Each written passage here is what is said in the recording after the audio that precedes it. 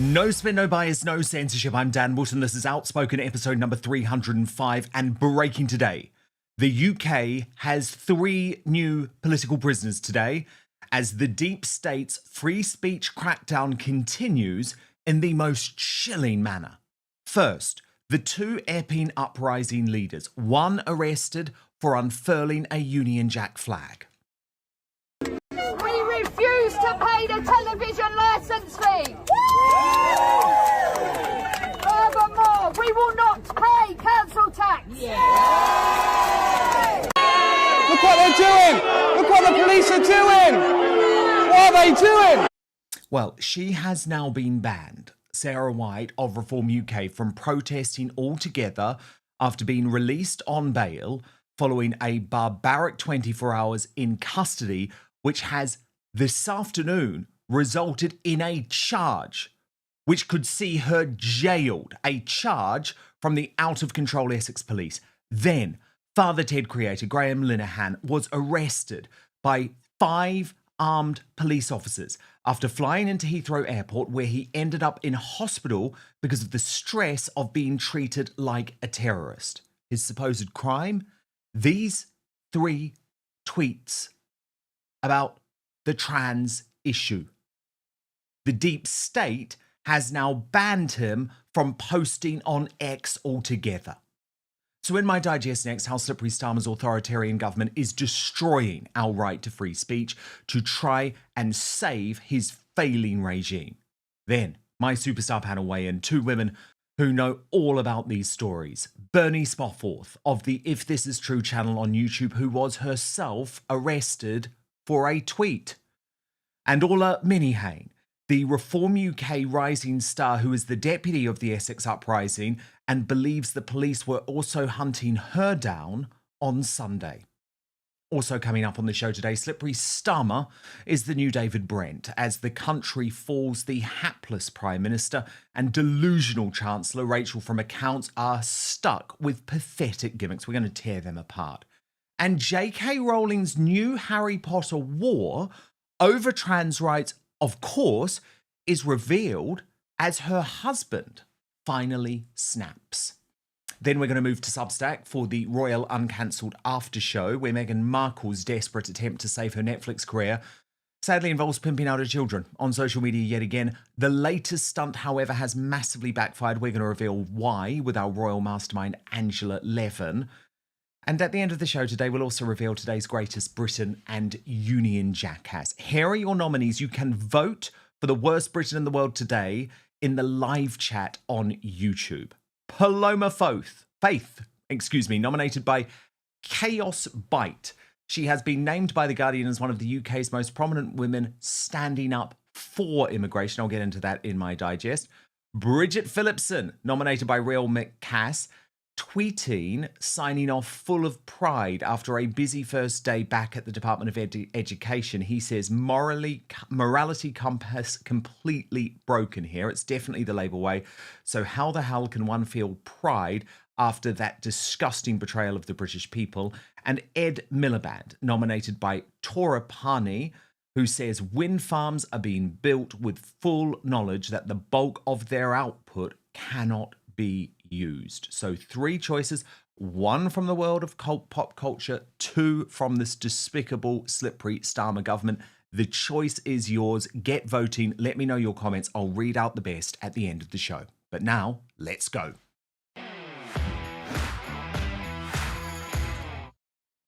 On the M3, patriots have hung a sign alongside a picture of the St. George's flag, which reads, Charles, do your job, fire these traitors. Now, while I'm a big believer in the monarchy actually staying out of politics, something our current king, let's be honest, has struggled with in the past, the popularity of that message, which has now gone viral, is a sign of just how dystopian times are in our disunited kingdom. Under Slippery Starmer, trust me, mark my words, we have become an authoritarian state where dissent is met with a crackdown by authorities, often authorities directed by the government, and then there's total silence from the Westminster establishment and regime media.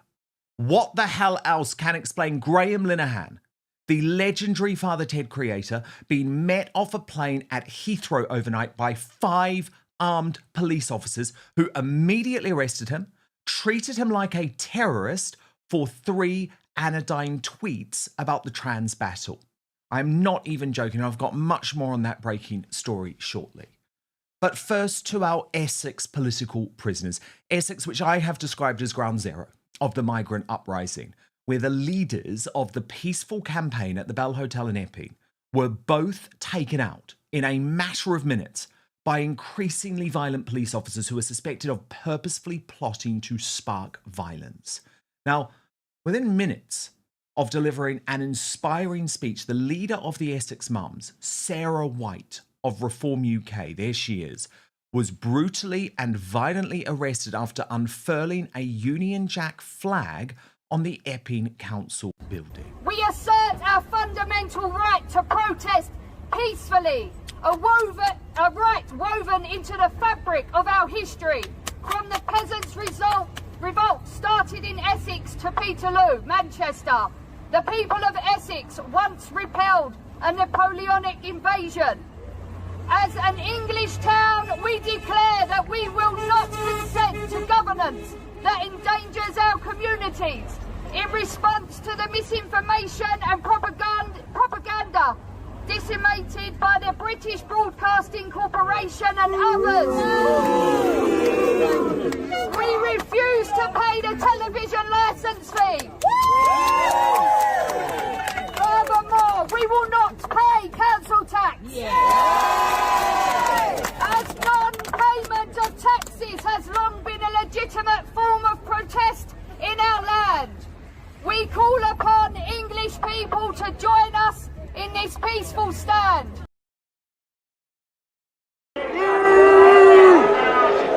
But it looks like the police are trying to cause a scene. Look at that! Look what they're doing! Look what the police are doing! What are they doing? What are the police doing here?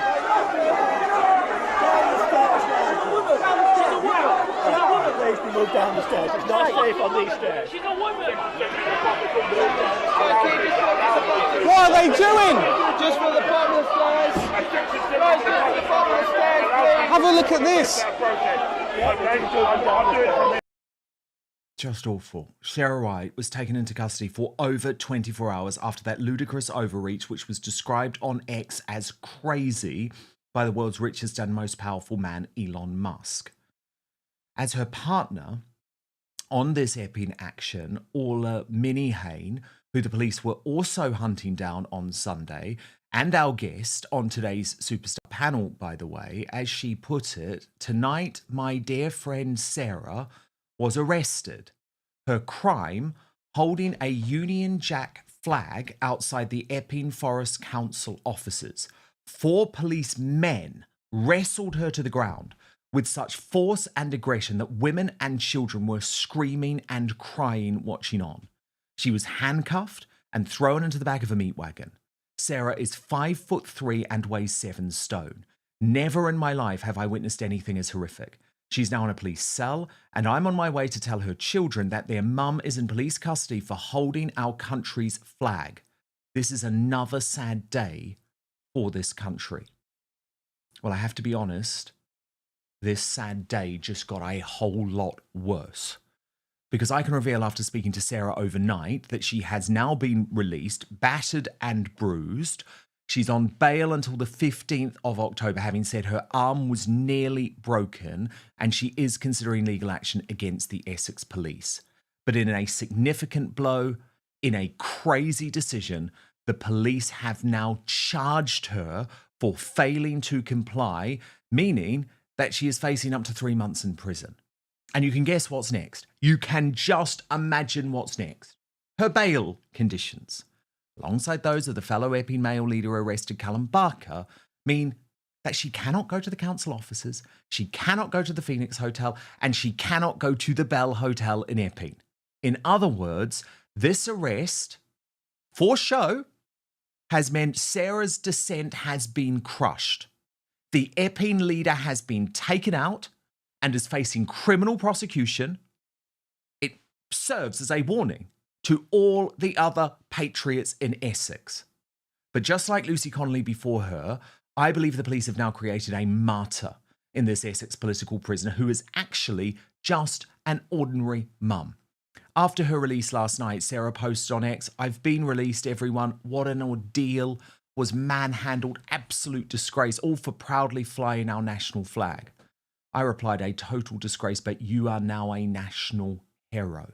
And Tommy Robinson added, "The lady who was arrested by Starmer's regime in Epping yesterday for the crime of flying the Union flag has been released. It appears that they kept her in the full 24 hours. Absolute abuse of power, to tear on display for all to see."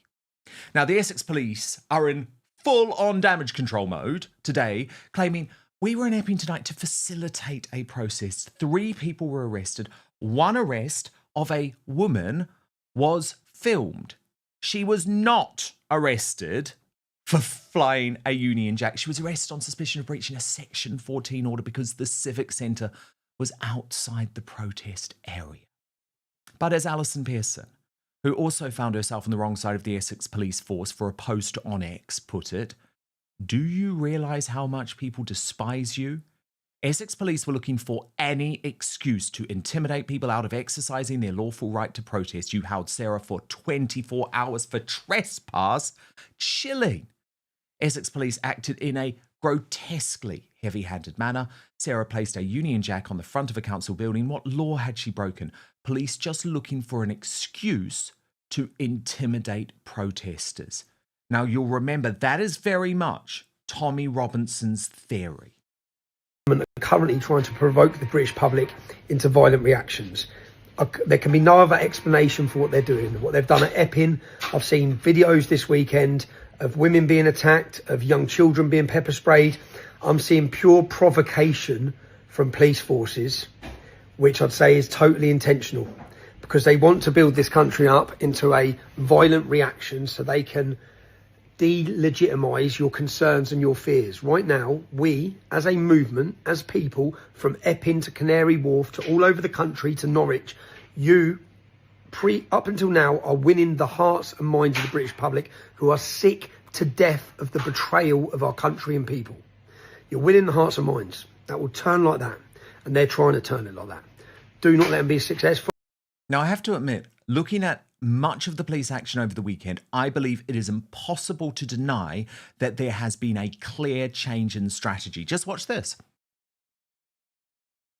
Fuck off! Fucking leave him! Get back! Get back! Get back! Move back!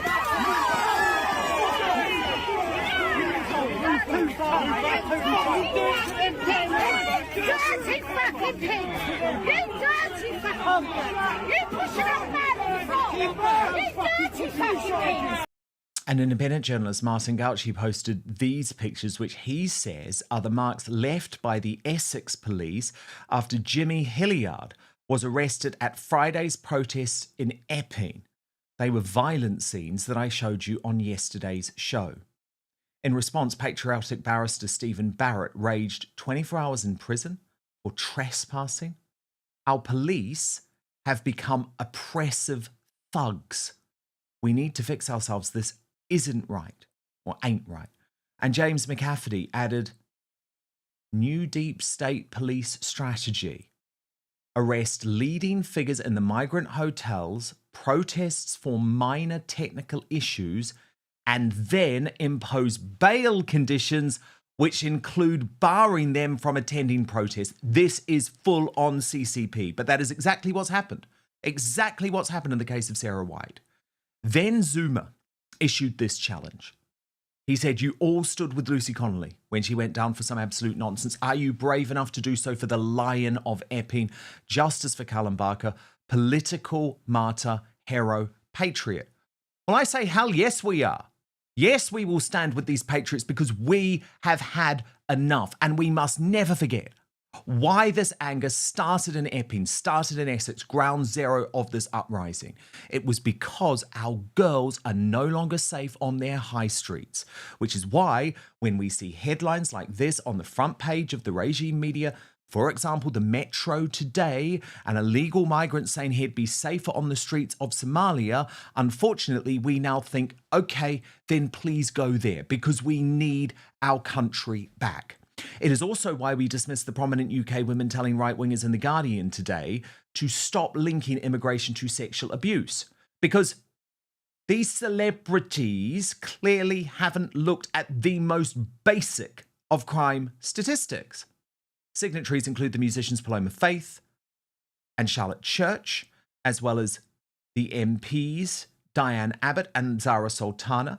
They say we reject the far right's racist lies about protecting women and girls. They are not defenders of women. They exploit violence against women to fuel hate and division. But here's the reality. We no longer trust the liberal elite or the MSM telling us to stop worrying our little heads because everything is just dandy when we know from our own lives that it is simply not. So we're not going to listen to people like Andrew Marr. So much hate, so much despair. And what I want to say is that all this is not in general bad or wicked people trying to turn us against one another. No, this is what the algorithms are designed for. Social media is selling ringside seats for a carnival of hatred, a spectacle designed to tear us all apart. And my plea is, don't let's fall for this. Personally, I think that if Labour doesn't solve the migration crisis, it'll be turfed out at the next election. Simple as that. But if you put away social media and you walk out into the streets and you look at actual, real, three-dimensional people, they mostly smile back at you. And if you look around you, you don't hear much screaming or you don't see a collapsing country. You see perfectly decent, ordinary people rubbing along, getting on with their lives and inclined, by and large, to rather like each other. Now, that is Britain. That is the real us. Let us not be fooled.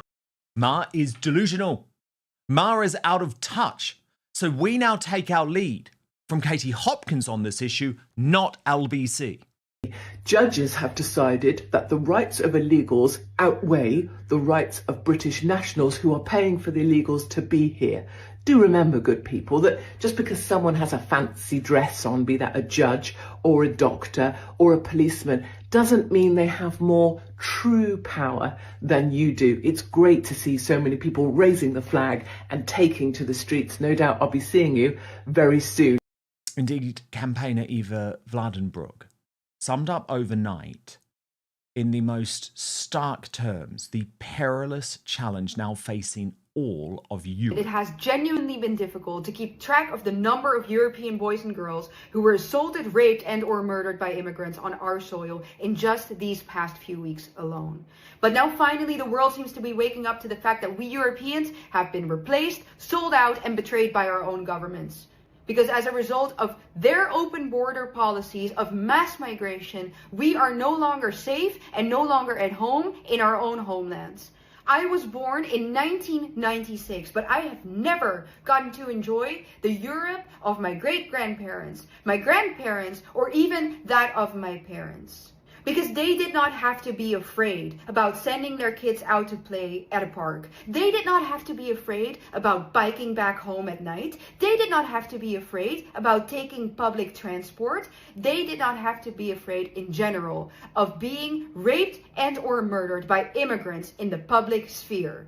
That was not normal then. It is not normal now, but it is common, and that has to change. The fact that we never got to know that Europe doesn't mean we don't have a right to it, because being at home in your own country and being safe in your own country is not a privilege, it is your right. And therefore, I claim my country back. We Europeans have to claim our countries back. I was born in 1996, and I am part of Generation Remigration. And I hope so are you. The Overton window is shifting. There is nothing our failed government can do, as the Daily Mail's front page reporting on the absolute failure of Yvette Cooper's attempt to smash the gangs proves. Stephen Miller asked quite an obvious question on X yesterday. Is it fair to say the UK is being invaded? Prompting Elon Musk to reply, obviously. But we have police forces, literally far more interested in stopping offensive tweets than smashing the gangs. Because today's arrest of the cancelled Father Ted legend Graham Linehan has proven to be the final straw for many. J.K. Rowling posted, "What the fuck has the UK become? This is totalitarianism, utterly deplorable." And Elon Musk's verdict was simple but true. Police state. Now, you'll remember Graham Linehan has, alongside Katie Hopkins and Tommy Robinson, in my view, been one of the most unfairly cancelled people in all of the United Kingdom. I've got to know the guy pretty well. During my time at GB News, he regularly appeared on my show there. I liked him very much, but my God, he was damaged by what the state did to him. His thought crime, by the way, simply believing men cannot become women. So why has he been arrested? Well, let's just go through. Let's just be very, very clear and honest about this. Here are his 3 tweets. One said, "I hate them, misogynists and homophobes, fuck them." Another, alongside an image, said, "A photo you can smell." And then this seems to be the biggest issue, this 3rd tweet, where he said, "If a trans-identified male is in a female-only space, he is committing a violent, abusive act. Make a scene, call the cops, and if all else fails, punch him in the balls." Now, those tweets prompted a major police operation at Heathrow Airport overnight. Graham Linehan has revealed his story on Substack today because, check this out, and you'll see there are links to our Essex political prisoners. He is now banned on X by the deep state. So this is what he wrote on Substack, where he is not banned. "I just got arrested again. I arrived back in London to discover the UK is still a police state run by trans activists." And the details here are chilling. Graham Linehan writes, "The moment I stepped off the plane at Heathrow, 5 armed police officers were waiting. Not 1, not 2, 5. They escorted me to a private area and told me I was under arrest for 3 tweets. In a country where paedophiles escape sentencing, where knife crime is out of control, where women are assaulted and harassed every time they gather to speak, the state had mobilized 5 armed officers to arrest a comedy writer for this tweet. And no, I promise you, I am not making this up. At Heathrow Police Station, my belt, bag, and devices were confiscated. Then I was shown into a small green-tiled cell with a bunk, a silver toilet in the corner, and a message from Crime Stoppers on the ceiling next to a concave mirror that was presumably there to make you reflect on your life choices." Then in the police interview, the officer mentioned, quote, "trans people." Graham Linehan wrote, "I asked him what he meant by the phrase, people who feel their gender is different than what was assigned at birth. I said, assigned at birth? Our sex isn't assigned. He called it semantics. I told him he was using activist language. The damage Stonewall has done to the UK police force will take years to mend. Eventually a nurse came to check on me and found my blood pressure was over 200, stroke territory. The stress of being arrested for jokes was literally threatening my life. So I was escorted to A&E, where I write this now after spending about 8 hours under observation. I looked at the single bail condition. I am not allowed to go on Twitter. That's it. No threats, no speeches about the seriousness of my crimes, just a legal gag order designed to shut me up while I'm in the UK and a demand I face a further interview in October. The civility of individual officers doesn't alter the fundamental reality of what happened. I was arrested at an airport like a terrorist, locked in a cell like a criminal, taken to hospital because the stress nearly killed me, and banned from speaking online, all because I made jokes that upset some psychotic cross-dressers. To me, this proves one thing beyond doubt. The UK has become a country that is hostile to freedom of speech, hostile to women, and far too accommodating to the demands of violent, entitled, abusive men who have turned the police into their personal goon squad. And I mean, this story is literally going around the world as we speak. The former Prime Minister, Liz Truss, posted on X, "This is absolutely shocking. This constant attempt to silence Britons and suppress information is worthy of a totalitarian state. The counter-revolution can't come soon enough. That from a former Prime Minister of this country. But she is right. The UK is in deep trouble. Slippery Starmer lied to Donald Trump and JD Vance about free speech. And what is happening now is intolerable. Let me bring in today's superstar panel.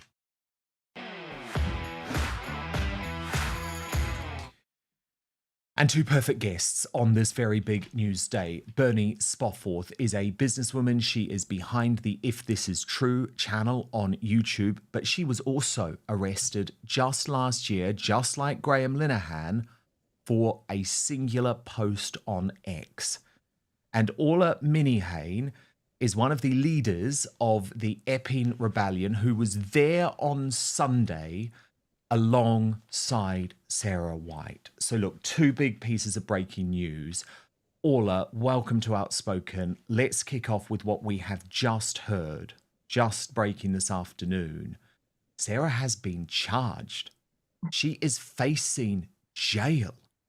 Can you believe this?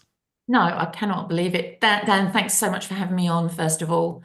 You know, if I could explain to you how, you know, they've made it out that she's made this she's done this horrific crime and she's broken this rule and she was, you know, she ran up the stairs in an aggressive manner. Let me explain to you how it sort of happened. We were walking down, and I've spoken to you about this earlier, the aggression and the atmosphere early on in the evening was potent. You could feel it in the air, you know.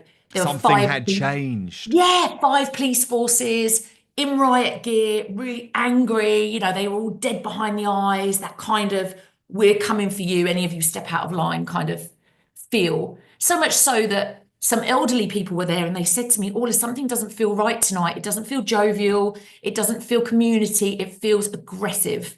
So I said to a lot of the guys, look, don't step out of line, masks off. You know, there were no masks anyway, but you know, let's all keep to the plan. Let's do what the police say. So there was about 1,500 people and we walked down to the offices and everyone was behaving themselves. Cars were beeping, flags were waving. It was all fine. And then Sarah, as we've gone towards the civic office or to the council offices, everybody's moved across the road to go onto the grass. And in a jovial, fun way, she's only little, she's fun, she's bubbly. She ran up the stairs and put the flag over. You know, nothing sinister. Nothing, you know, untoward, just, you know, a bit of fun almost. Just here's the flag, guys, and everyone was cheering. That was it. Now, this nonsense about the Section 14 or whatever it is, you know, they didn't announce any sections. And even if they had, you can't hear them because they're on a loudspeaker and there's 1,500 people. And to most men and women and people there, they don't know what these sections mean. Section 14, Section 30. None of us are political, you know, professional protesters. We're just people, local people. So they could have announced it, which I don't think they did. But had they announced it, nobody would know what it meant anyway. And where she's gone up the stairs, it was literally beside the pavement where we were all standing anyway.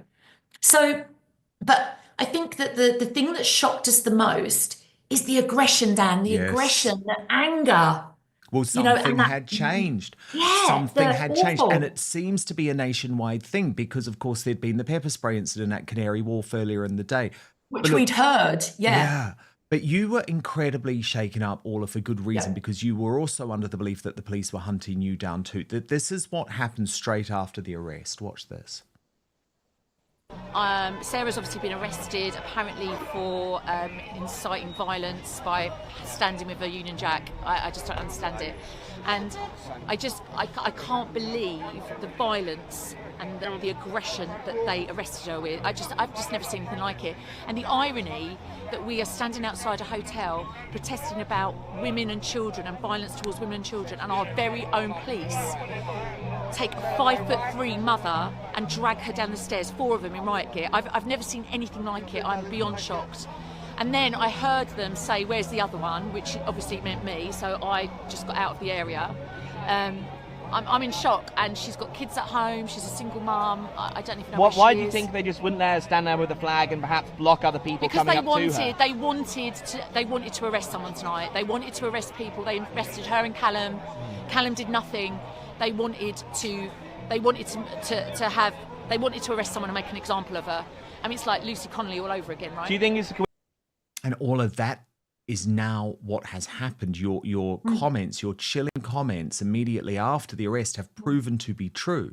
Because just like Lucy Connolly, she has been rushed through the judicial process. She has already been charged. Her court date is next month. It's almost like the authorities are trying to send a message to people like you, stop the protests. Yeah. So what are you going to do? So, I mean, just looking at that video, I felt really emotional looking at it because I was so shot down. I've never had anything to do with the police in the past. I've never had, the only interaction is once when they pulled me over for speeding. That's it. I've never had any interaction. I've always had this vision or this view that the police were there to protect us and they were good guys. So when I saw the brutality that night and what they did to her and then how they treated Callum, I was almost gobsmacked and I started crying with shock. And then they said, go and get the other one. Where's the other one? And I was just like, what, me? What have I done? And Sarah's a ballsy little thing. She has taken it all very, very well. I would have died if that had happened to me. She's so brave, but she shouldn't have to be brave. So since then, she's been charged. She's got to go on the 15th of October, I think it is. I mean, it's just barbaric. The whole thing is utterly ridiculous. Is she devastated? No, she's not. She's not because she's, so she will fight it. She's not done going to nothing plead wrong. guilty. I haven't spoken to her about that, so I can't comment on the legal stance. But Sarah will not be put down by anyone. She's got balls of steel. And afterwards, I spoke to her last night and I said, oh my God, are you all right? And she said, yeah, I'm fine. She's got bruises on her arm where they handcuffed her. She's going to go on GB News tonight and talk to them and give an interview about what happened. But, we spoke last night and I said to her, Sarah, what are we going to do? What do we do? And she said, well, what do you want to do? And I said, but we can't let them shut us up. We can't let everybody down because they're trying to take us down. They've taken her down. They're trying to take Callum down. There's a couple of others. They want us to be silent. They want us to be quiet. Why should we be quiet? Why should we say, okay, we're going to let you intimidate us. And if you intimidate us enough, everybody else will be intimidated. And then we'll all sit back and be good people and do what we're told. And you can do what you want, government. Do you know what? No, it's not going to happen because we've done nothing wrong. None of us have done anything wrong. We have been absolutely on the money with our behaviour. There's been a few incidents here and there with, some wayward boys. That happens, that's down to them. But in general, the behaviour and the attitude of the people of Epping has been exemplary. And all we want is for the government to take responsibility to make sure that these men, they shouldn't be allowed to come here anyway. And let's be clear, the borders are still bloody open and they're open and 500-600 are still coming a week. The invasion happens every day. Every day. Every damn day. And no one talks about that. But they can immediately crack down on a single mother for unfurling the Union Jack flag. It's insane. And I do want to talk about what's happened in Epping this summer in much more detail in just one moment. But first, Bernie, I've got to ask you about the Graham Linehan arrest, because I imagine this must bring back some truly horrendous feelings for you. The cases, Bernie, are eerily similar. Okay, you weren't arriving at an airport, you were at home, but you still had 5 police turn up in paddy wagons. You were treated like a terrorist. You were held for far longer than Graham Linehan. Actually, I think it was 72 hours in custody for a post on X, for a tweet. This is still happening, Bernie. Yeah, it is still happening. And I thought that what had happened to me was alarmingly unusual and very unfair, and perhaps this kind of thing wouldn't happen anymore because it got so much coverage and it was quite obviously utterly over the top. But it hasn't. It's continued. And I think, to me, what I think is happening is this pincer movement of legislation and action from the government that says, okay, we can't solve the problem, so what we're going to do is just shut you up talking about it. We're going to make examples of certain people to terrify you into not opening your mouth. And if you look at what's happened with Graham, it's completely over the top, as it was with Tommy Robinson, regardless of your opinion on him. To arrive at an airport and arrest somebody exhausted after a flight, right? It's incredibly wrong. And then to take a man like Graham, throw him in a cell like me, and also Graham now also knows you can't drown yourself in the toilet because the flush button is much higher than the toilet and there's no water in the bowl. I know that because I did think about that for 36 hours. And of course he was stressed. And what people don't realize, and I know all of that, you say Sarah isn't distressed. She's got balls of steel. I'm telling you now, she is absolutely distraught because along with the fear, the uncertainty, you've never been in trouble with the police before. I, like you, would always have told my children, find a policeman, find a police person, they will look after you. I have never, ever experienced what I experienced and that Sarah has just experienced and Graham's experienced, and 30 people a day experience in this country for not breaking any law. Now, there's no ignorance under the law in the UK, but the interesting thing is about these speech laws is that they're incredibly vague. So what happened to Graham is, and I know what will have happened to him, people have phoned the police to complain. They've said they feel he's been hostile, he's been unkind, they feel distressed. And that is enough. It's enough to get you arrested. And what they've done with him is, as a warning to everybody else, is shut up. And they've 100%. Taken him off X. With me, I was banned from any social media for 5 weeks. 100%, which at a very, very perilous time for this government took your voice away.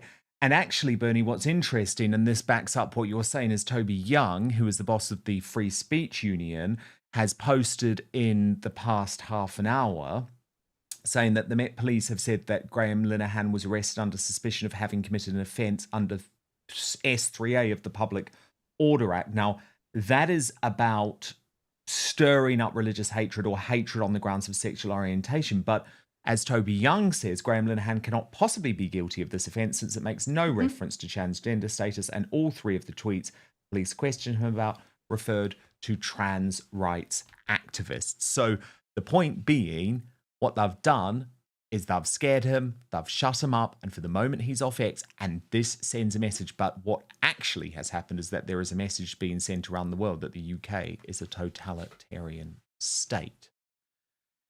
Epping, Essex will not be silenced, though, and I have described the migrant hotel uprising in this brilliant part of the country as ground zero of what has become a wider summer uprising, an awakening of the British people. And what has inspired me so much is it's not been one that has been driven by the regime media, but rather citizen journalists, the independent media on the ground, who actually are proving that we can take back our country without relying on the usual channels. And in developing news today, the Epping Forest District Council has submitted an application to the Court of Appeal seeking permission to appeal Friday Court of Appeal judgment to the Supreme Court. Meanwhile, Richard Tice of Reform UK is saying that this is going to spread across the country, with Reform's West Northamptonshire Council taking its first steps towards planning action over asylum hotels. He says this is an example of reform at work. And what has been incredible to see all summer long is just the numbers. And actually, if we roll this video, this is from Sunday, right? And this video from Jack Hadfield, who has been one of the incredible independent journalists on the ground, is awe-inspiring, because you won't see it in the mainstream media. You will not see it in the regime media. And it goes on and on and on. And it shows who is really protesting about what's going on. Ordinary patriots of all races proudly showing their faces, many dressed in pink, many taking their young children, and the idea that you have these complete fools on the left of this country, including Andrew Marr on LBC, trying to lament that these people, these patriots in Epping, in some way are racist, far-right thugs. Well, not only are they liars, but they are losing the argument. And I want to go back to my superstar panel now. And Orla Linehan has been at the heart of Epping all summer long as this has become a national uprising. And firstly, I just want to congratulate you because what you have done is change the discussion, is prove that peaceful, non-violent, community-driven protest can change a country. Because I do believe this Epping uprising has changed a country. But it must infuriate you when you see the faces that are there, you see how the locals are there, but then you are derided by the left in this country, by the establishment media, as far-right racist thugs. I know. It's heartbreaking, really, because, you know, I stupidly did an interview with the BBC because I thought they rang me and said to me they wanted to cover the other side and they'd really like to speak to me and nobody wanted to speak to them. And I trusted them like an idiot. And they completely turned the whole interview around. And they said on the first paragraph, Orla says Epping is white. I didn't say that at all. I said Epping happens to be quite a white British town. That doesn't mean that there isn't Asian people. That doesn't mean there isn't black people. There isn't people of all different colours who have all been at the protests. They just happen to print that one thing that I said. And that came on the back of, they said to me, how do you know that these men that are hanging around the street, how do you know they're migrants? How do you know that the ones that are going to the Tesco, into Marks and Spencer's, and the ones that are shouting at women and trying to grab young girls and bring them into bushes, how do you know they're migrants? And I said, because they're all African, of African descent. They're all smoking. They're all wearing tracksuits. They've got hoods up. They're all hanging around in groups. They're intimidating. They don't speak English. They shout in foreign languages. So that's sort of why. That's why we know that they're the ones from the hotel. They twisted the whole interview around and made me look like an absolute racist pig, which I'm categorically not. Neither is anybody who is out at those protests. And you know what? I'm looking at those photos and those people 6-7 weeks ago, I didn't know. And now I know them by name. I know their families. I know who they are. I know what they do. I know their businesses. And let me tell you, none of them are racists. They are patriots who love their country. They love the people of this country, whether they're black, white, or green. They don't care. They just want to go back to how it was when we could let our kids go to school without being sexually assaulted, grabbed, shouted at, pulled into bushes, spat at. It's just not a way to live. Because people forget that it is this story which is currently before the courts. So, of course, we have to be careful. But it was this very real world story of a 14-year-old girl allegedly being attacked by a so-called asylum seeker who, let's be honest, was an illegal migrant who had been in the country for 8 days. This man. And that was the tipping point. But he's not the only one. I mean, look at this footage that actually was posted on an Instagram account by a resident inside the Bell Hotel. And he was actually shooting footage of the people protesting outside the Bell Hotel, outside his window. So this is his, I think it's maybe Snapchat actually, but whatever social media account it is. So that's him posting the protesters. But then you go down and you look at this guy's social media account and it is full of guns. It's full of activity that if it was taking place in our country would absolutely be criminal. Yeah. And he is just one of hundreds in the Bell Hotel. And then you go out on a macro level and you look at the fact that he's one of tens of thousands. Yeah, yeah. And look at that video. So you've got 500 police in riot gear all down Epping High Street and all the surrounding streets coming after Sarah, a little girl, she's not a girl, but a little lady who's just waving a flag. And you've got that animal in the hotel posting pictures of guns. And, and we're expected to say, oh, that's okay. We'll just let our little girls walk to school and our little boys walk to school past the Bell Hotel, or our little kids go to the primary schools that are across the road. They'll be all right. I mean, and what infuriates me is this, the way that our concerns and our anger is completely disregarded by this government. And you're a far-right racist. You're a far-right racist, Orla, because you have got an issue with a man that's in a hotel who can walk around day and night, because there's no curfew on these men. They're in this town, they're over the road, they're outside the school. You've got an issue with them, and we've got video reference that he's got on his Instagram or his chat, whatever it is, that the man has got or has handled ammunition and guns in whatever hellhole he came from. And he's now being put up 3 meals a day, everything he wants, free to roam around our town with our kids and our women, and we are far-right racists. I mean, can you believe it? It's like some nightmare film. But the Overton window, thanks to you and thanks to the good people of Essex, and by the way, I always knew it would be the people of Essex who did it. I've said it on the show all summer long. My mum is Essex born. I'm very, very fond of Essex. I knew it would be Essex where this uprising really took hold, because Essex folk don't give up. And that's the thing. You haven't given up all summer long. You haven't got bored. It hasn't just been a fad.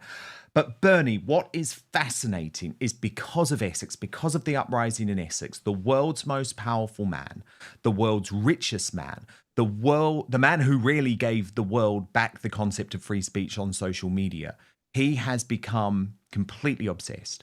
And I mean, even in the past few moments, he has posted a new X saying the rape of Britain, and he is now dropping a white feather. This is something that he hopes to become a social media trend, and I'm sure, given it's Elon Musk, it will. And he says, remember to drop a white feather, and then he's posted a white feather emoji for the cowards who failed to stop this. He also, Bernie, in another post, has said that the people of the great nations of Britain and Ireland must rally now to save your beautiful countries. It's now or never. Fight, fight, fight. Soon it will be too late. He's also, Bernie, mentioned Epping specifically, saying, what can I do to help? When the residents of Epping quite literally asked for his help. How much has the involvement of Elon Musk changed the game when it comes to Epping? I think the involvement of it, well, I view this in two ways. I'm not overly massively keen in foreign interference in elections. I'm not massively keen on that. But if any country needed help right now, it's Britain. Because people can be brave, but I know what's going to happen. And Orla, mentioned it in that she felt the atmosphere had changed at that protest. The atmosphere needed to change at the protest. Because the government won't change their policy, then they need to stop the protests, and that's what they're going to try and do. I think Elon has to understand that the legislation is so wide and so vague that people can be scooped up en masse. So when he says fight back, as the people of Epping did, and by the way, I think you're wrong. I thought it would be Liverpool. I thought Liverpool, when you have had enough, right, the whole country will change. I don't know what just behind, and the Scousers. Come on, and the Scousers. Geordie. Come on. Come on, Liverpool. What are you doing? Anyway, I think the government has an eye on that, and it is ready to stop all protests because it cannot and will not close those hotels. And that is a really big problem, because I don't then know how people feel they can fight back. And of course, the government's last thing will be Not a problem. You can't get onto X unless you identify yourself. And once you identify yourself, we know who you are. We know what you're arranging. We know where you'll be. And we can preemptively arrest you under the new police and crime bill. And don't think they won't. They took 400 off the street in London, whether you agree with the pro-Palestine marches or not. They took 400 people and arrested them in one afternoon. It is a horrifying experience. And that's how they'll try and suppress the people. So Elon, right? Get ready for the battle of your life, because if the government can ban X, or it can certainly track everybody on it, then that will be its next move.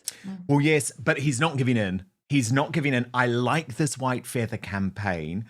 The latest is he has posted, in response to this headline, grooming gangs commit nearly 2 child sex abuse offences every day, police figures reveal. He has posted on X, why are police in Britain arresting citizens for social media posts instead of stopping child rape? Very good question. Throw them a white feather. So I'm going to get behind this. I like it. The white feather revolution. Right now I'm clinging to anything. Okay, I'm clinging to anything, because when we see what this government is doing, I think at the very least, and I do hear what you're saying, Bernie, about foreign interference, but right now I feel we need it. I'm like, help us. Seriously, help us, Elon. Help us, JD. Help us, Trump. Help us, Ann Coulter. Help us, Megyn Kelly. Help us, Tucker Carlson. Like, if all we can do is bring shame and embarrassment on the government to try and stop them taking some of these more authoritarian actions, then I guess it's something. It's something. As the UK slides into totalitarianism, one of the most bizarre things is that Keir Starmer is morphing into the new David Brent. His public relaunch yesterday was an embarrassment, and it may have well been written by Ricky Gervais. We know this is a man who locks people up for tweets. We know this is a man who hates his country because he prioritizes Davos over Westminster, but all of a sudden he has to pretend that he embraces the St. George's flag. And as I say, his relaunch interview might as well have been written by Ricky Gervais. Watch. Over the summer, one of the things we've seen an awful lot of is people putting up flags, St George's flags. Summer's definitely over, and this morning we've got all the number 10 staff together and talked through what phase 2 of the government is going to look like and feel like. So we go into phase 2, 1st of September 2025, in good spirits, confident and with conviction about what we're doing. It needs a more powerful number 10, so we've added to the team with some really important new members. I made a number of other changes, but this is about focus on delivery now, marching forward to the next phase of government. I mean, I shouldn't laugh, but it is so ludicrous. Jordan Tildesley posted on X, the painting behind Starmer could be his portrait. And I think it's true, because the guy is a total empty vessel who is now acting like David Brent. And in The Spectator, Madeline Grant wrote, alongside his embarrassing motivational clip, Starmer decided to launch this with an even stranger interview with Matt Chorley in Downing Street itself. He began by going through a weird changing room style description of the cabinet room. There's a long table with lots of chairs around it for all the members of the cabinet, presumably David Lammy's name on it, while Big Angela's suspended over a shark pit. He then introduced phase 2, which is apparently about delivery. Delivery is absolutely the key word. Focus on the delivery. It all made him sound like a sort of fanatical postman. The image of the PM squeezed into these gimpy little shorts they now make postmen wear is not one that anyone wants. Whenever Starmer tries to appear normal, he ends up sounding like a mixture of David Brent and the acid bath murderer. As he was asked about the proliferation of flags across the country, there came some absolutely classic examples of the genre. I'm a supporter of flags, he began. I always sit in front of the Union Jack, he insisted. Always? I can just imagine a flunky following the PM around to his local, on trains, as he goes to the lavatory, just to ensure he is always in the presence of a Union Jack. Determined to make things even weirder, Starmer informed Chorley that he had a St. George's flag up as flat as if he was trying to entice him upstairs in order to kill and eat him. And I think it is just worth taking a look at that interview, because in reality, there was, as ever, a sting in the tail, which prove that Starmer is not supporting the Raise the Colours campaign at all. Watch. Over the summer, one of the things we've seen an awful lot of is people putting up flags, St George's flags, Union Jacks. It sparked such a debate on 5 Live. Some people say it's patriotic, some people say it's racist. Which is it? I'm a supporter of flags. You are sitting with one, you've got a Union Jack behind you. I've got one behind me. Are you a supporter of people painting roundabouts and hanging them from lampposts? Look, I'm the leader of the Labour Party who puts the Union Jack on our Labour Party membership cards. I always sit in front of a Union Jack. I've been doing it for years, and it attracted a lot of comment when I started doing it. And in our flat, which is upstairs from here, as you know, we've got the St George's flag in our flat. So you're encouraging people to put up more flags? I'm very encouraging of flags. I think they're patriotic, and I think they're a great symbol of our nation. I don't think they should be devalued and belittled, and I think sometimes when they're used purely for divisive purposes, it actually devalues the flag. I don't want to see that. I'm proud of our flag. I sit in front of our flag, and I'm very, very proud to do so.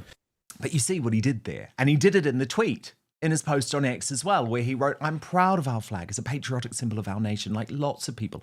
I've proudly got one up at home. Using our flag to divide devalues it," prompting Rupert Lai to reply, "The post would have been just fine without the second paragraph. You so nearly did something right." And then what about Rachel from Accounts? Rachel from Accounts, who is driving our economy into the ground, who has been completely embarrassed by this reshuffle, as the Daily Telegraph front page pointed out today, but who, again, in female David Brent style, thought, I know what I'll do. I'm not going to give an interview to talk about the fact that the gilt yields are in a far worse place than they ever were under Liz Truss, about the fact that I'm going to have to break my manifesto promises, or if not, drive the middle classes either out of the country or into the ground with new taxes. No. Rachel Reeves decided, I'm going to show my human side by getting my team to film me at a school being asked ludicrous questions by children. This is really going to work. Watch. I've been hearing about you in the news that you like taxes. If you had 3 wishes, what would it be? Oh my goodness. To answer your questions well, to make sure that all children have a good start in life, and for my own children to give me less chat back. I don't think that third one's going to come true. Is that your question? Well, I really, really believe that you and all the boys and girls that you're at school with deserve great teachers and great resources at school. The really important thing for me is that when you need a school place for your kid, when you need a doctor's appointment or maybe an operation in a health service or to go to the local park or the library, it's there for you, regardless of how much money you've got and how much you've paid into the system. If you could have another job, what would that be? Oh, well, what I'd really like to be is Beyonce, but I don't think I'm ever going to be Beyonce. Before I became an MP, I worked in finance. I worked in banks and financial institutions. So I guess that's what I would go back to doing. But at the moment, I'm doing the job that I want more than any other job. I'm in charge of the country's finances. Who and what inspired you? Well, that's a really good question. I guess 2 people who really inspired me were my grandma and granddad. They always believed in giving someone something back. Is that all right? Yeah, you happy with my answers? I get a high five. Hey, very good. To my superstar panel, Orla Linehan and Bernie Spotforth. I mean, Bernie Spotforth, right? I know there'll probably be a lot of people feeling sorry for Rachel from Accounts, right? But at the end of the day, she is laughing and sitting down there with kids trying to change public perception of herself while Rome burns. Our economy is being burnt to the ground by her. And this government has decided, oh, we're so unpopular, we're so out of touch with our people, but if we just come back and we tweak our PR strategy and we make a couple of David Brent style videos, something's going to change. My head explodes. Well, my head explodes because we're spending millions and millions and millions on this team. So really, the team is the problem. And the team's been the problem since the beginning. Don't you remember that picture of him in a submarine? Look at me, I'm in a submarine. Oh, it's so cringe. It's so embarrassing. Both of them are shockingly incompetent. That's exactly the word, Orla. Both of them are shockingly incompetent. And, you know, maybe their marketing team and their PR team actually know this and they're doing it on purpose. Maybe they're just taking the piss. I mean, I'm trying to work out whether or not, I was going to say David Brent, when Keir Starmer's had plastic surgery. He looks like a wooden top, both of them. It's got one of those Lego hairstyles. Yeah, I'm amazed that she didn't say, oh, the 20 billion pound black hole. Oh, it's just, they're utterly void of personality for a start. Totally. And she's sitting there going, what do you think I'd like to be Beyonce?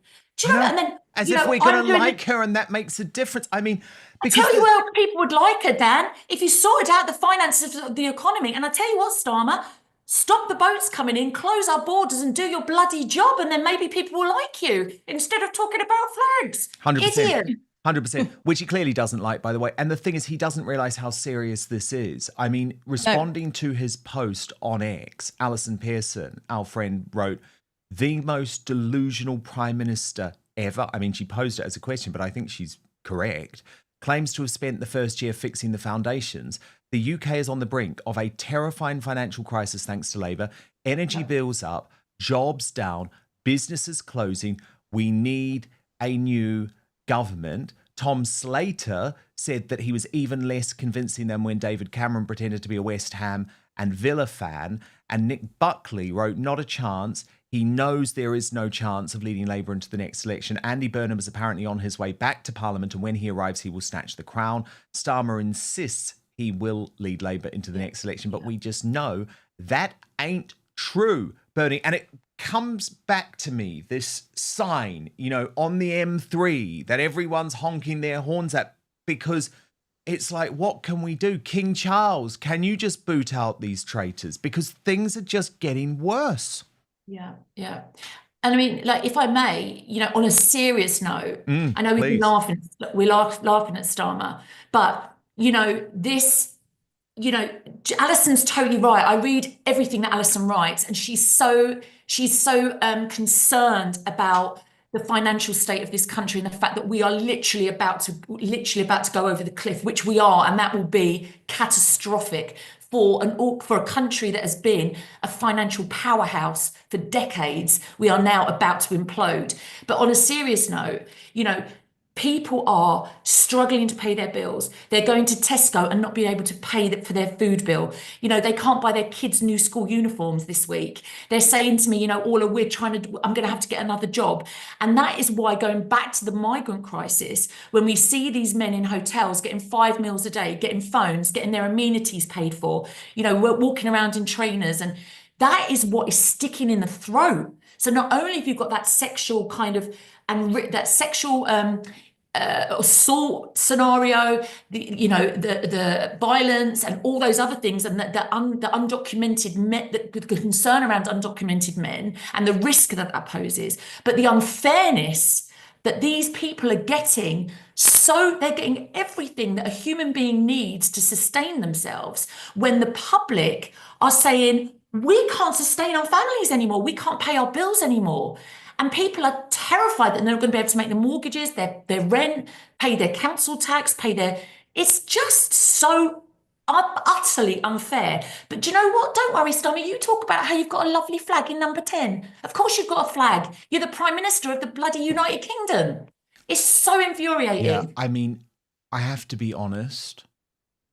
I hate him.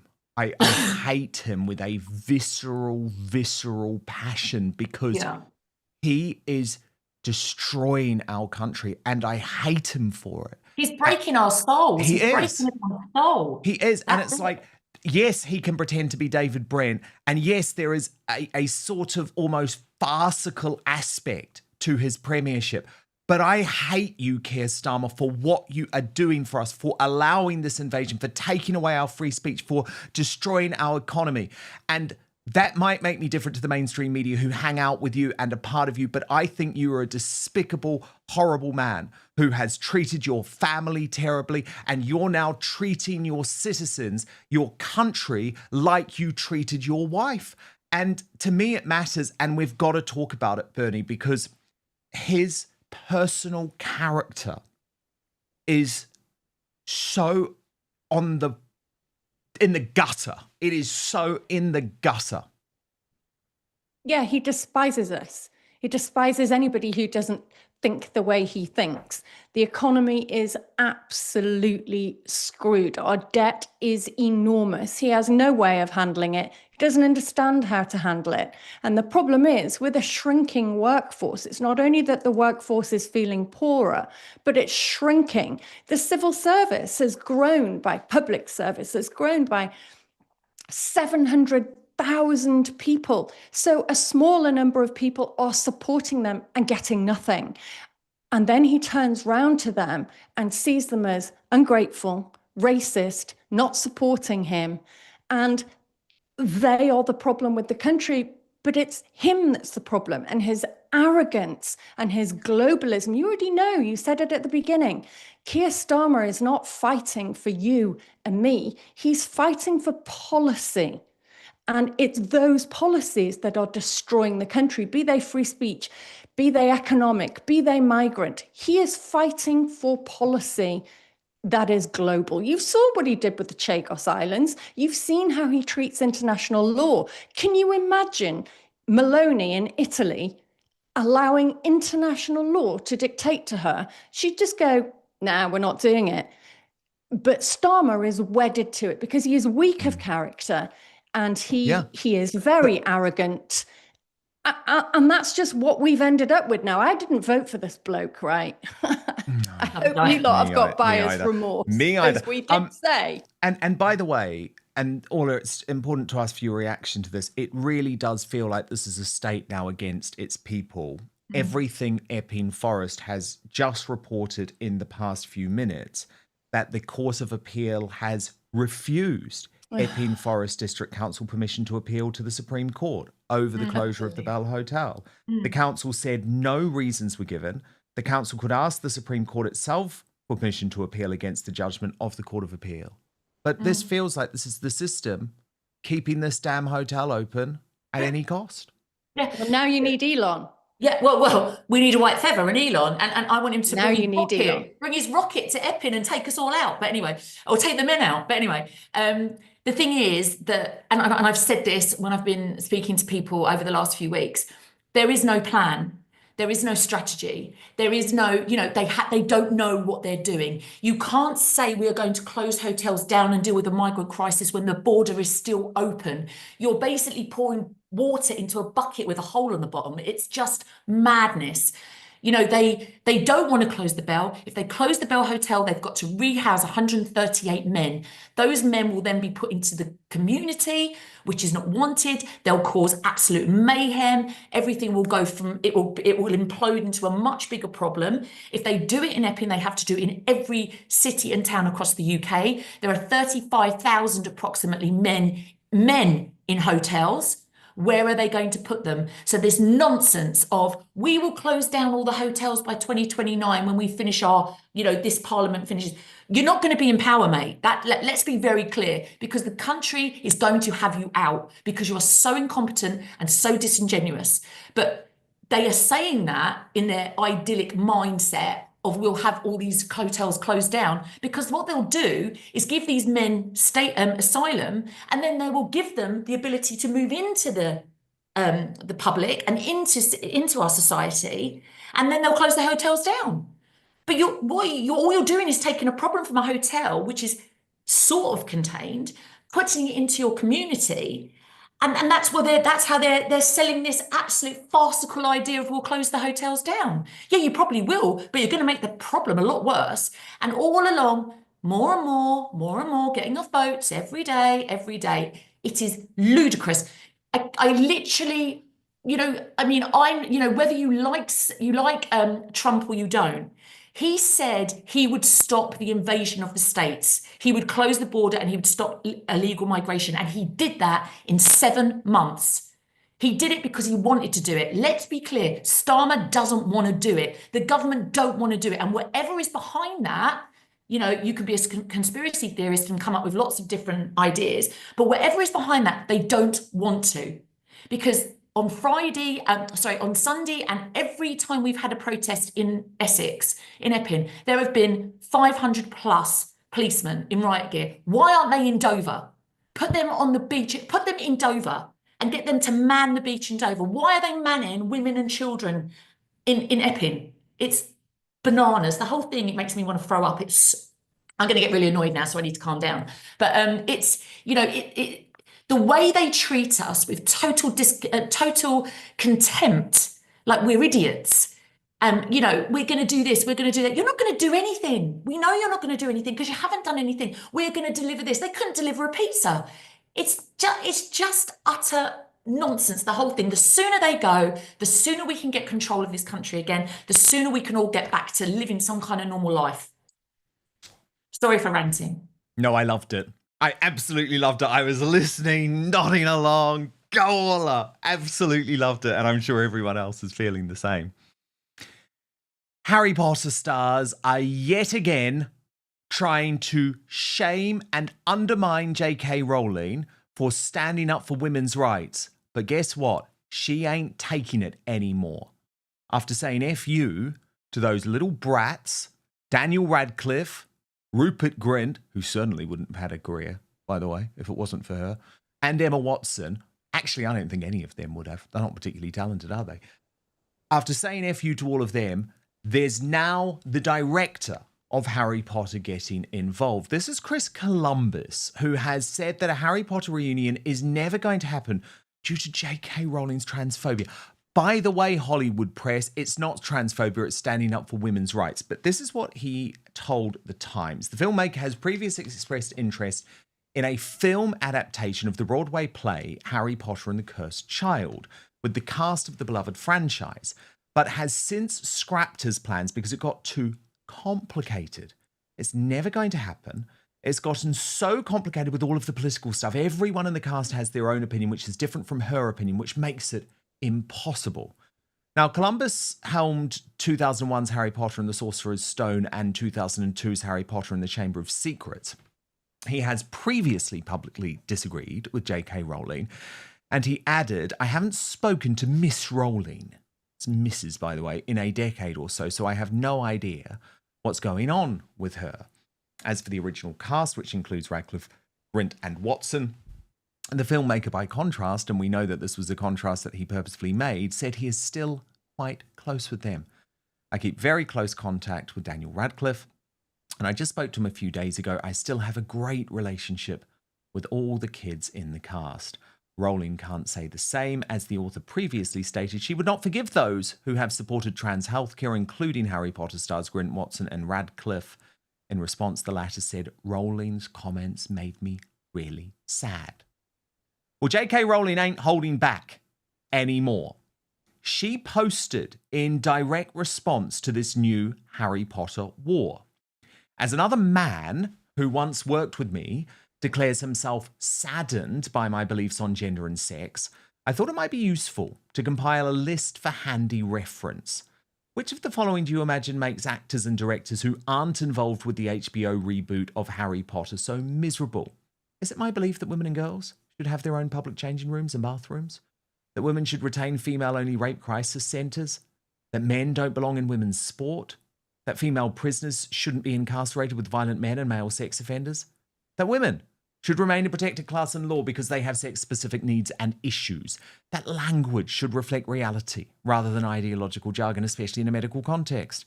That women shouldn't be harassed, persecuted, or fired for refusing to pretend humans can change sex? That women should not be threatened with violence and rape when they assert their rights?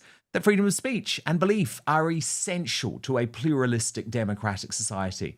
That troubled minors, especially those who are gay, autistic, and trauma experienced, should be given mental health support instead of irreversible surgeries and drug treatments on non-existent evidence of benefit?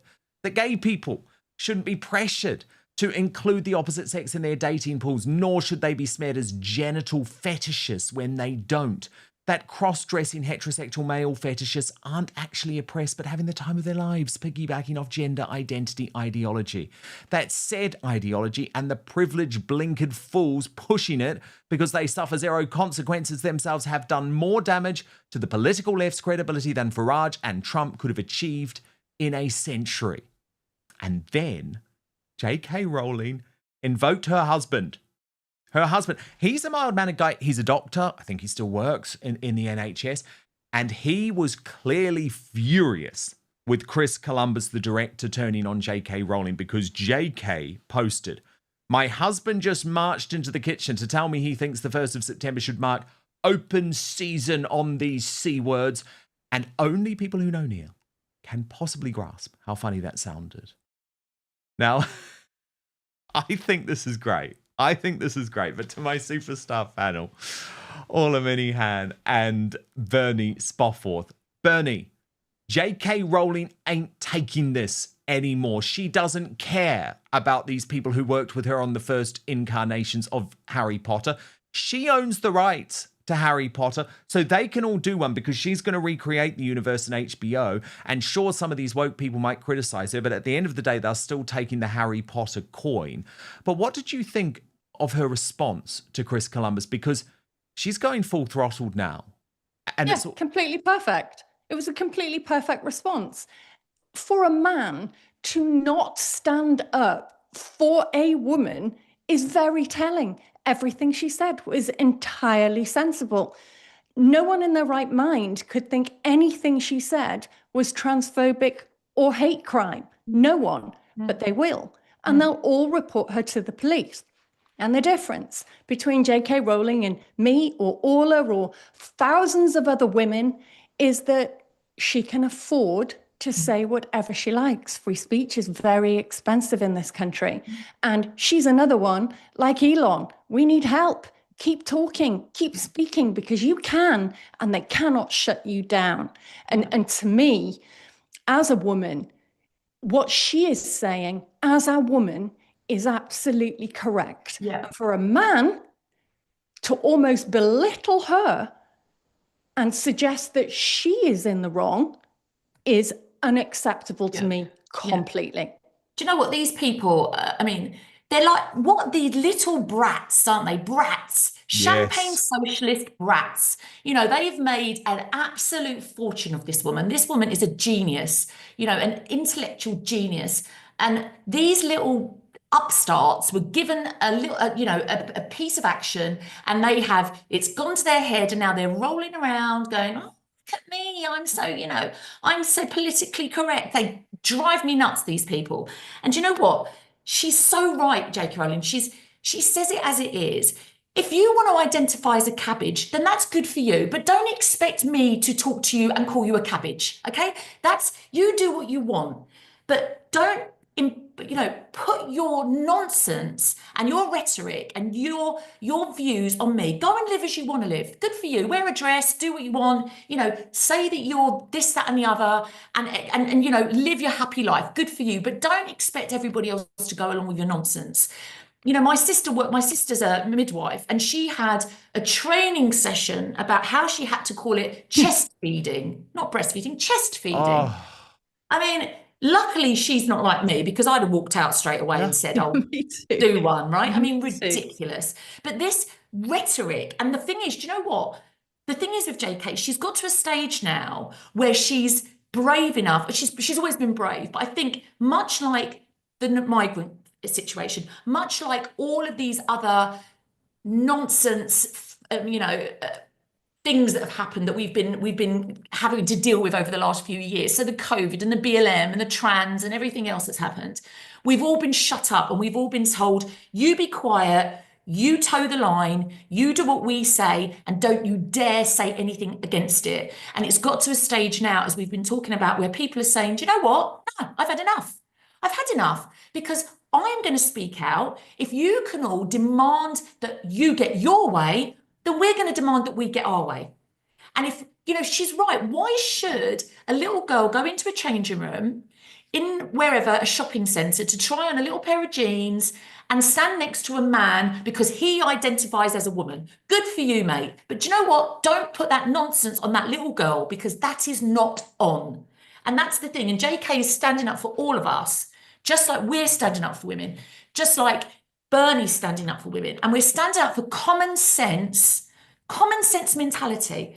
This utter nonsense that we've all had to swallow for the last few years has just got to a stage where we're all saying, done. Well, it's the tolerance thing, isn't it? Yeah, It's the yeah. whole line of tolerance. So we have to bend over backwards and be entirely tolerant to something that is not normal or ordinary. But our normal and ordinary views are considered bigoted. Correct. How did it get that twisted? It's unacceptable. And we have absolutely had enough. Yeah. Had enough. Yeah, agreed. absolutely. And look, at the end of the day, I think, and I love that you've called them brats, Orla. I mean, they are brats, because they clearly didn't read J.K. Rowling's essay when she first started talking about this, right? Because if they had, they would know that the reason that she started talking about this in the first place was because she was a victim of sexual assault. Jumping on the bandwagon, Dan. They've gone, oh, it's trendy. It's trendy to be trans rights and trendy to be all of this, that, and the other. You know, they've grown up in the spotlight. They've been paid ludicrous amounts of money with, as you said, with very little talent. Fine, good for them. But do you know what? Don't bite the hand that feeds you. She has given you everything that you are now loving. You're loving your life. You've got everything you needed. You've been given X amount of privilege because of that woman. And now you're turning around and slating her and making her life a misery. Shame on them. Honestly, I'll never watch a film with that stupid boy in it. And he's not, you know what? Let's be clear. They're not kids anymore. They're grown people. Exactly. Oh. And they're growing up and they've been indoctrinated. But thank God for women like J.K. Rowling, and thank God for women like the two of you, because you are amazing. Orla Linehan, everything that you've done over the summer in Epping has been just phenomenal. Please don't give up. I know it's going to be hard after what's happened with Sarah, but do not give up. Thank you. Come back very soon, because I love everything that you are doing. And Bernie Spofford, one of our favourites, behind the incredible If This Is True channel on YouTube. Thank you too, Bernie. We'll see you very soon. Thank you. Lovely to see you again. And of course, we will reveal today's greatest British Union jackass in just one moment. But first, to your feedback, lots of it coming in today. Richard B says, Mr. Starmer, no matter who you lock up, no matter what truths you hide from us, I will never, ever like you. I will never trust you. I will never support you. And I will never vote for you. Richard, thank you, because that's pretty much what I was saying earlier. I just got so angry. Scotty John says, it is treason. We are watching actual treason being committed against the citizens of the UK.